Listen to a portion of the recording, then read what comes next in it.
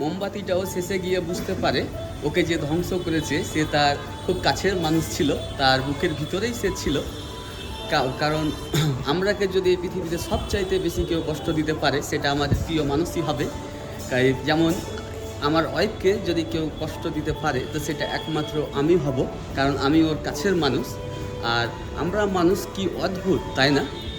একটা বাড়ি করতে হলে আমরা ইঞ্জিনিয়ার নিয়ে এসে ইনকোয়ারি করি কত ফুট নিচে থেকে বাড়িটা উঠালে বাড়িটা দীর্ঘ সময় টিকবে, এমনকি কোন সিমেন্ট কোন রড ব্যবহার করতে হবে সেটা আমরা যাচাই করি। আর একটা 4 হুইলার হোক বা 2 হুইলার হোক, সেটাকেও নিতে হলে বেশ কয়েকজনের সাথে পরামর্শ করি। কিন্তু কোনো মানুষকে আমাদের জীবনে ওয়েলকাম করার আগে, তার সাথে সম্পর্ক যাওয়ার আগে আমরা মোটেও সময় নিই না, যাচাই করি না, আর পরে পস্তাতে হয়।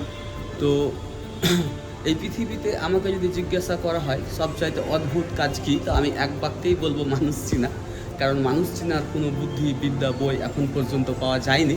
আর যদি পাওয়া যেত তো আমার জীবনে সব কিছুর বিনিময়ে আমি সেটাকে নিতাম। মানুষ খুব অসম্ভব, তাই ছেলে হোক বা মেয়ে যে কোনো সম্পর্কে যাবে সেটাকে যাচাই করবে নিজেকে সময় দিয়ে, কারণ পরে পস্তানোর কোনো জায়গা থাকে না।